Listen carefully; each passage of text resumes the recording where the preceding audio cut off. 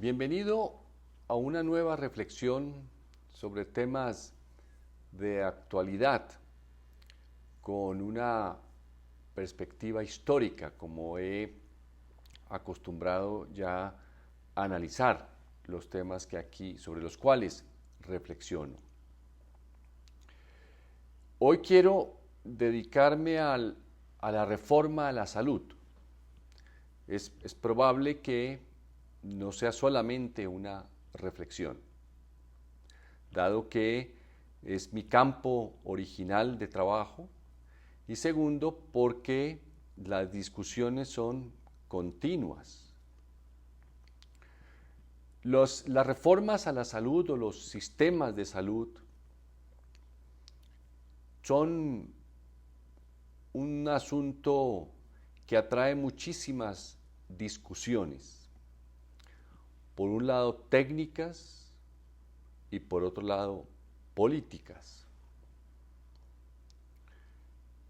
Desde un balcón de la historia, es una discusión también, aun cuando intensa, no muy larga, no muy antigua. A los líderes políticos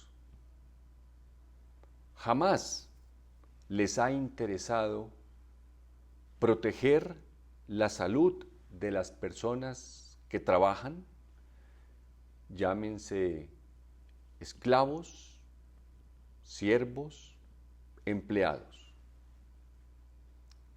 No está dentro de sus preocupaciones naturales. Luego es un asunto propio de su mentalidad. Dedicar tiempo para ver cómo se protege la salud de los que mueven las economías, digámoslo así. Bien sea el campo, bien sea las fábricas, las ciudades. La prueba es que solo hasta finales del siglo XIX, digámoslo hasta el siglo XX, aparecen los sistemas que protegen al trabajador en Europa, que se llamaron los sistemas de seguridad social. Desde hace 10.000 años, con la revolución de la agricultura, hasta hace apenas 120 años, digámoslo así, un poquito más, jamás hubo un sistema que protegiera la salud de los trabajadores, llámese como se llamen, que promoviera la salud, mucho menos que previniera la enfermedad. Eso no hace parte de las discusiones de los líderes políticos. Eso hay que tenerlo claro como un principio de análisis. Cuando surgen las democracias, esos líderes políticos se ven obligados a prometer servicios de salud para ganar votos, porque esas son las reglas del juego de la democracia. Prometa para ganar votos y luego incumpla, por la razón que sea. Siempre habrá una razón, según ellos, poderosa para no cumplir promesas. ¿Qué sucedió al finalizar el siglo XIX? Pues que los movimientos progresistas que surgieron, muchas variantes después de la Revolución Francesa y toda esa ebullición política y social que hubo en la segunda mitad del siglo XIX, asustó a los gobernantes, que en su mayoría eran pertenecían a monarquías, a familias nobles, tradicionales. Los asustó. Ninguno de ellos quería terminar en la guillotina como Luis XVI.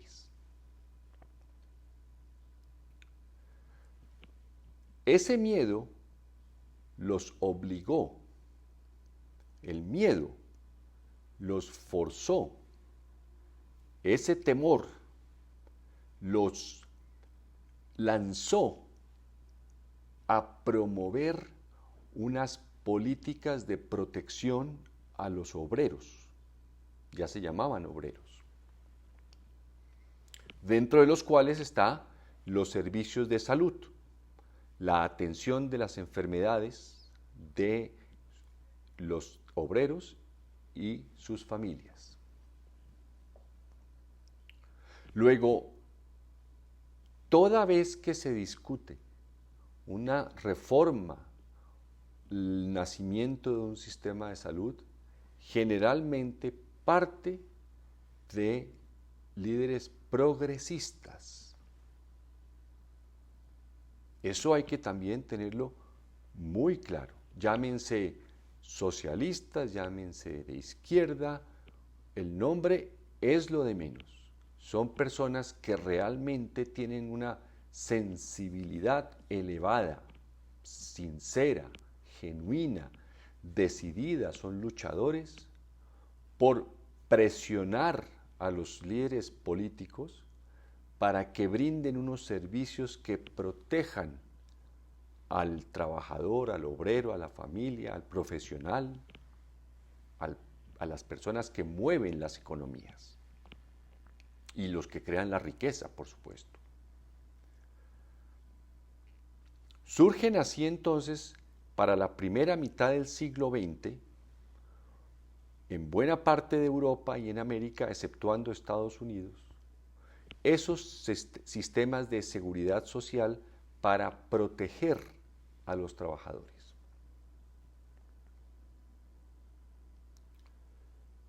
En Colombia se creó el Instituto Colombiano de los Seguros Sociales en 1946 y para efectos prácticos empezó a funcionar hasta 1950, digámoslo así. Es decir, hace apenas 74 años. El seguro social debía haberse comportado y funcionado como funcionaron los sistemas de seguridad social de Europa de la segunda mitad del siglo XX. Son lo mismo, son las mismas leyes, son los mismos principios, son las mismas ideas las que los fundan. No hay que ponerle no hay que exagerar su comprensión ni su explicación. Es simplemente construir unas instituciones que administren unos recursos para prestar unos servicios de salud, en el caso de la salud, a todos los trabajadores. En el caso de Colombia, el instituto nació para los trabajadores del sector privado, el Seguro Social. Hasta la reforma de 1993, por lo menos algo así, unos 11 o 12 gobiernos tuvieron a cargo el Seguro Social, de todos los colores y de todas las personalidades, esos gobernantes, colores políticos. Es legendaria ya la corrupción del Seguro Social en esos 12 gobiernos. ¿Para qué se usaba el Seguro Social? Como manejaba tanto dinero, las personas que se los nombraban para dirigir diferentes oficinas importantes dependencias de ese Seguro Social y por supuesto el propio director del Seguro Social, eran personas que habían apoyado a los candidatos o eran políticos que apoyaban a los candidatos de las diferentes elecciones. Ya en esa época había Senado, Cámara y presidentes, todavía no se elegían gobernadores ni alcaldes. Eso era para pagar la campaña, el haberse dedicado a la campaña a sacar votos para sacar a un presidente. Entonces se pagaba con puestos en el Seguro Social y con todo ese dinero se nombraban personas para agradecer ese trabajo en la campaña política. Eso es la política. Eso no es una desviación de la política. Eso no es una mala práctica de la política. Eso ni siquiera es la politiquería. No, eso es la política o el ejercicio de la política, porque el líder político funciona así. ¿Cómo va a funcionar diferente si su mentalidad es para ese juego? Su cerebro, que es el que produce sus intereses y su mentalidad, es para ese juego político. Luego, durante 12 gobiernos, el Seguro Social, digámoslo así, no progresó, no prosperó, porque cada persona que llegaba a dirigirlo y todas sus dependencias, llegaba a ver a quién tenía que nombrar para pagar el favor que le prestó a un candidato. Entonces tiene muchos nombres, por supuesto. Pero esa es la esencia pura y legítima de la política, del ejercicio de la política. Luego, ¿cómo llegó el Seguro Social a 1993?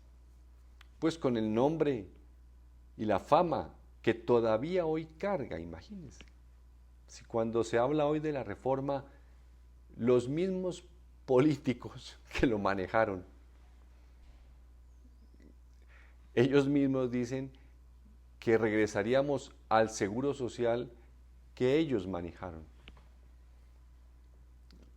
Yo creo que ellos ni se dan cuenta de esa confesión indirecta. Eso fue entonces la primera época de la seguridad social, llamémoslo así, dentro de lo cual están los sistemas de salud, porque a la seguridad social también corresponde las pensiones, también corresponde, por ejemplo, el SENA, que es un servicio para capacitar y educar continuamente a los trabajadores, el bienestar familiar, etc. Pero esa fue la primera mitad. Colombia se crea, fíjese usted, casi hasta la mitad del siglo XX.